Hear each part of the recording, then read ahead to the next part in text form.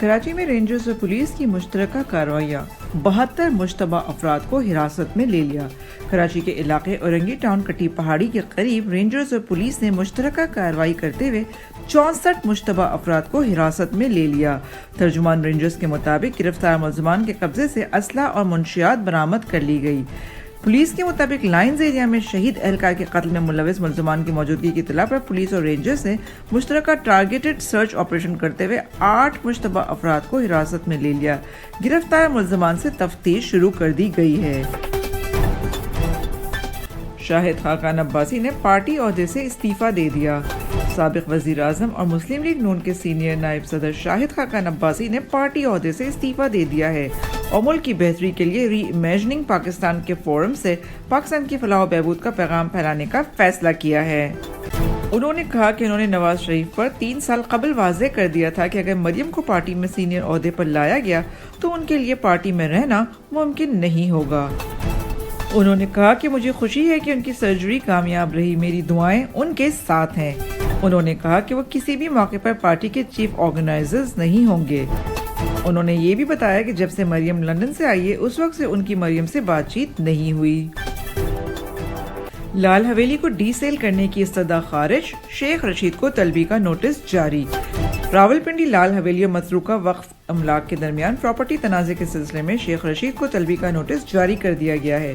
Administrator وقف املاک تنویر احمد نے شیخ رشید کو طلبی نوٹس جاری کیا ہے، جس میں لال حویلی کے 7 مختلف یونٹس کے حوالے سے دائر اپیل کے سلسلے میں شیخ رشید کو طلب کیا گیا ہے۔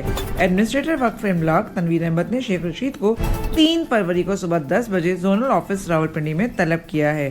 دوسری جانب شیخ رشید نے ڈپٹی ایڈمنسٹریٹر کی کارروائی اور فیصلے کے خلاف اپیل دائر کر رکھی ہے۔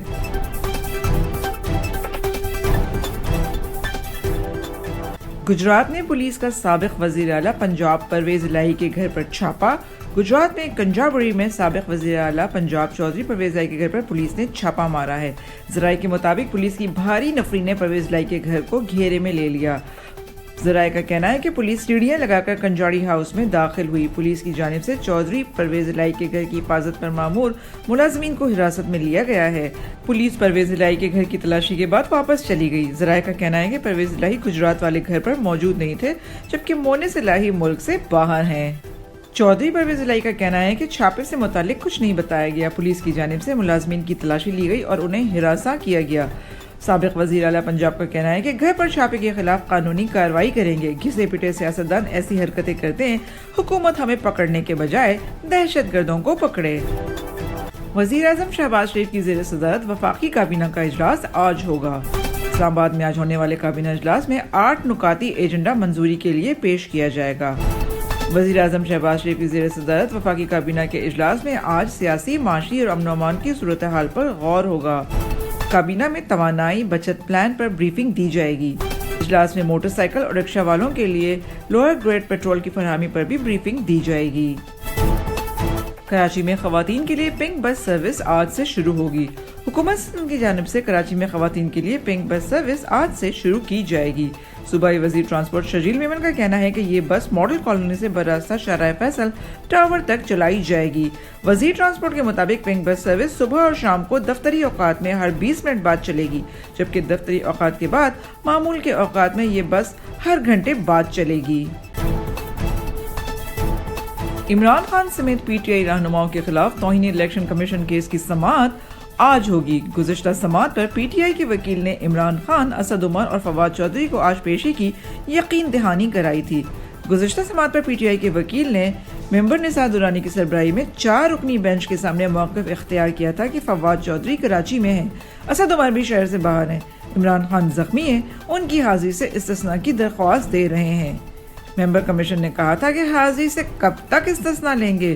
کیا بڑے لوگوں کی قانونی ذمہ داری نہیں کہ پیش ہو؟ ہم وارنٹ نکالتے ہیں تو ہائی کورٹ معطل کرتا ہے، پھر کہتا ہے کارروائی بھی جاری رکھیں۔ کمیشن رکن کا کہنا تھا کہ تینوں افراد پر فریم چارج ہونے ہیں، اس لیے کہا کہ پیش ہوں، اگر آپ نہیں آتے تو ہم 512 کے تحت ان کو مفرور قرار دے کر غیر حاضری میں کارروائی شروع کریں گے۔ پی ٹی آئی وکیل نوید انجم نے کہا تھا کہ آئندہ سماعت پر پیش ہوں گے۔ الیکشن کمیشن نے کیسز کی سماعت 1 فروری تک ملتوی کر دی تھی۔ وائٹ ہاؤس کا پشاور دھماکے پر لواحقین سے تعزیت کا اظہار۔ وائٹ ہاؤس نے پشاور میں مسجد کے اندر خودکش دھماکے میں قیمتی انسانی جانوں کے زیاں پر افسوس کا اظہار کرتے ہوئے لواحقین سے تعزیت کا اظہار کیا ہے۔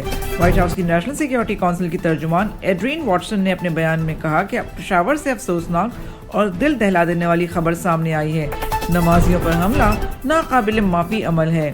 وائٹ ہاؤس کی ترجمان کا کہنا تھا کہ دہشت گردی ناقابل دفاع ہے، نمازیوں کو نشانہ بنانا غیر ذمہ دارانہ عمل ہے۔ انہوں نے مزید کہا کہ امریکہ پاکستان کی بحالی اور تعمیر نو کی کوششوں میں مدد فراہم کرنے کے لیے تیار ہے۔ میاں والی کے تھانہ مکروال پر دہشت گردوں کا حملہ ناکام بنا دیا گیا۔ میاں والی میں پولیس کی جانب سے تھانہ مکروال پر ہونے والے دہشت گرد حملے کو ناکام بنا دیا گیا۔ ڈی پی او محمد نوید کے مطابق تھانے پر 15 سے 20 دہشت گردوں نے جدید اسلحے سے حملہ کیا۔ پولیس کی جوابی فائرنگ سے دہشت گرد اپنے زخمی ساتھیوں کو لے کر فرار ہو گئے۔ ان کا کہنا تھا کہ حملے میں تمام پولیس اہلکار محفوظ رہے۔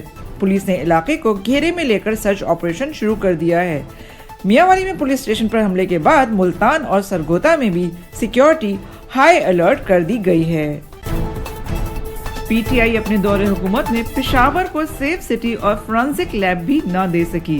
دہشت گردی کے نشانے پر رہنے والے شہر پشاور میں نیا پاکستان بنانے کی دعوے دار Pakistan Tehreek Insaf P T I کی حکومت شہر کو محفوظ بنانے کے لیے سیف سٹی کیمرے اور فرانسک لیب جیسے بنیادی اقدامات تک نہ کر سکی۔ آئی جی خیبر پختونخوا معظم انصاری نے پشاور دھماکے میں سیکیورٹی لیبز کا اعتراف کرتے ہوئے بتایا کہ بدقسمتی سے پشاور میں سیف سٹی پروجیکٹ نہیں ہے، اس لیے آس پاس کے کیمروں سے مدد لی جا رہی ہے۔ انہوں نے بتایا کہ خودکش حملہ آور کے جسمانی اعضاء کے samples Punjab forensic science agency کو بھجوائے گئے ہیں کیونکہ خیبر پختونخوا میں اس کی سہولت موجود نہیں ہے۔ آئی جی خیبر پختونخوا نے کہا کہ حملہ آور کب پولیس لائن میں داخل ہوا اور دھماکہ خیز مواد کیسے اندر پہنچا اس کی تحقیقات کر رہے ہیں۔ واضح رہے کہ پشاور میں پولیس لائنز کے اندر مسجد میں خودکش دھماکے میں 100 افراد شہید اور 140 سے زائد زخمی ہوئے ہیں۔ زخمیوں کا مختلف اسپتالوں میں علاج جاری ہے۔ جنہیں ہم نے مجاہدین بنایا اب وہ دہشت گرد بن گئے ہیں۔ وفاقی وزیر داخلہ رانا ثناءاللہ نے کہا ہے کہ ہمیں مجاہدین نہیں بنانے چاہیے تھے، جنہیں ہم نے مجاہدین بنایا اب وہ دہشت گرد بن گئے ہیں۔ قومی اسمبلی میں اظہار خیال کرتے ہوئے رانا ثناءاللہ نے کہا، ہمیں اعتراف کرنا ہوگا کہ ہم نے قومی سطح پر کوتاہیاں کی، ہمیں کسی کی جنگ میں اعلی کار نہیں بننا چاہیے تھا۔ انہوں نے کہا کہ وزیر اعظم، آرمی چیف اور D G I S I پارلیمان میں آئیں گے، پالیسی حکومت نہیں، یہ ایوان دے گا جس پر عمل ہوگا۔ انہوں نے کہا کہ عمران حکومت میں ان دہشت گردوں کو بھی چھوڑ دیا گیا جنہیں سزائے موت ہو چکی تھی۔ وفاقی وزیر داخلہ کا کہنا تھا کہ سانحہ پشاور میں اب تک 100 لوگ شہید ہو چکے ہیں، جن میں 3 سویلین اور 97 پولیس افسران و جوان ہیں۔ ایف بی آئی رواں مالی سال کے پہلے 7 ماہ میں ٹیکس وصولیوں کا ہدف حاصل کرنے میں ناکام۔ ذرائع کے مطابق رواں مالی سال کے پہلے 7 ماہ میں ہدف سے 214 ارب روپے کم ٹیکس اکٹھا کیا گیا۔ ٹیکس وصولیوں کا ہدف 4179 ارب روپے تھا۔ دوسری جانب ایف بی آر کا کہنا ہے کہ جنوری میں 537 ارب روپے کے محصولات اکٹھے کیے، جمع کیے گئے محصولات ہدف سے 23% زائد ہیں۔ جنوری میں محصولات اکٹھا کرنے کا ہدف 533 ارب روپے تھا۔ ایف بی آر کے مطابق رواں مالی سال کے پہلے 7 ماہ میں 3965 ارب روپے محصولات جمع کیے، جبکہ گزشتہ مالی سال کے پہلے 7 ماہ میں 3367 ارب روپے محصولات جمع کیے تھے۔ ایف بی آئی کے مطابق براہ راست ٹیکسوں کی مد میں پچھلے سال کے مقابلے میں 48% زائد ٹیکس جمع کیا۔ رواں مالی سال کے پہلے 7 ماہ میں 208 ارب روپے کے ٹیکس ریفنڈ جاری کیے گئے۔ گزشتہ سال اسی عرصے میں 183 ارب روپے کے ٹیکس ریفنڈ جاری کیے گئے تھے۔ ایف بی آر کا کہنا ہے کہ رواں مالی سال کے آخر تک 7470 ارب روپے ٹیکس وصولیوں کا ہدف پورا کیا جائے گا۔ کراچی میں آئندہ 24 گھنٹے موسم سرد رہنے کا امکان۔ کراچی میں آئندہ 24 گھنٹوں کے دوران موسم خشک اور سرد رہنے کا امکان ہے۔ محکمہ موسمیات کے مطابق کراچی میں کم سے کم درجہ حرارت 12.5 ڈگری سینٹی گریڈ ریکارڈ کیا گیا، جبکہ ہوا میں نمی کا تناسب 55% ہے۔ محکمہ موسمیات کا کہنا ہے کہ شہر میں شمال مشرق سے ہوائیں 7 سے 9 کلومیٹر فی گھنٹے کی رفتار سے چل رہی ہیں۔ آصف زرداری کی مزدور کی کم از کم تنخواہ 35,000 روپے مقرر کرنے کی تجویز۔ سابق صدر آصف علی زرداری نے محنت کش مزدور کی کم از کم تنخواہ 35,000 روپے مقرر کرنے کی تجویز دے دی ہے۔ حکومتی اتحاد کے رہنما آصف زرداری نے اپنے ایک بیان میں کہا ہے کہ مزدور کی تنخواہ مقرر کرنے کا فیصلہ سرکاری سطح پر کیا جائے۔ حکومت عوام کی مشکلات اور تکالیف کے ازالے کے لیے دور رس اقدامات کرے۔ ریلیف دینا حکومت کا فرض ہے۔ واضح رہے کہ پی ڈی ایم اتحاد کی حکومت میں واپس آنے کے بعد وزیر اعظم شہباز شریف نے مزدور کی کم از کم اجرت 25,000 روپے کرنے کا اعلان کیا تھا۔ پاکستان 2024 تک گیس لائن کا ایک حصہ مکمل کرے ورنہ 18 ارب ڈالر جرمانہ ادا کرے۔ ایران نے پاکستان سے کہا ہے کہ وہ ایران پاکستان آئی پی گیس لائن منصوبے کا ایک حصہ 2024 تک اپنی سرزمین پر مکمل کرے ورنہ جرمانے کے لیے تیار رہے۔ وزارت توانائی کے سینئر عہدیدار کے مطابق تہران حکام نے 3 ہفتے قبل دورہ کرنے والے پاکستانی حکام کے وفد کو بھی اس بات سے آگاہ کر دیا تھا۔ ایران کا مطالبہ ہے کہ پاکستان مارچ 2024 تک آئی پی گیس لائن منصوبے کا ایک حصہ اپنی سرزمین پر تعمیر کرے۔ اگر پاکستان گیس لائن منصوبے کی تعمیر نہ کر سکا تو 18 ارب ڈالر جرمانہ عائد کیا جائے گا۔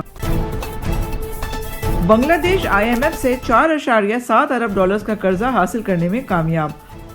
عالمی مالیاتی فنڈ آئی ایم ایف نے بنگلہ دیش کے لیے 4.7 ارب ڈالرز کے قرضے کی منظوری دے دی ہے۔ بنگلہ دیش نے اقتصادی مشکلات کے پیش نظر جولائی 2022 میں آئی ایم ایف سے قرضے کے لیے رجوع کیا تھا اور عالمی مالیاتی فنڈ نے پاکستان اور سری لنکا کے مقابلے میں پہلے اس کی درخواست کی منظوری دی۔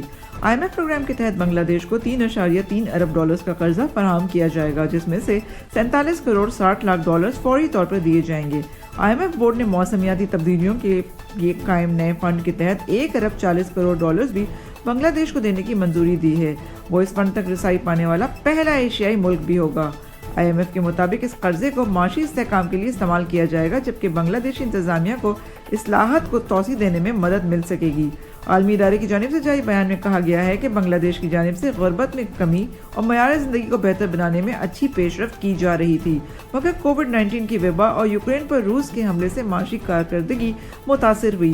بنگلہ دیش کی جانب سے 2022 میں عالمی بینک اور ایشیائی ترقیاتی بینک سے بھی 2 ارب ڈالرز فراہم کرنے کی درخواست کی گئی تھی تاکہ زر مبادلہ کے ذخائر کو بہتر بنایا جا سکے۔ گزشتہ مالی سال کے دوران بنگلہ دیش کا کرنٹ اکاؤنٹ خسارہ 18.7 ارب ڈالرز تک پہنچ گیا تھا، کیونکہ توانائی کی قیمتوں میں اضافے سے گارمنٹس کی برآمدات متاثر ہوئی تھی۔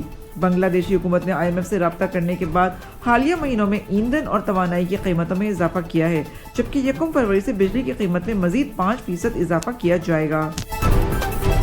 پاکستانی کرکٹرز کو بنگلہ دیش پریمیئر لیگ کھیلنے کی مشروط اجازت مل گئی۔ پاکستانی کرکٹرز کو بنگلہ دیش پریمیئر لیگ BPL کھیلنے کی مشروط اجازت مل گئی۔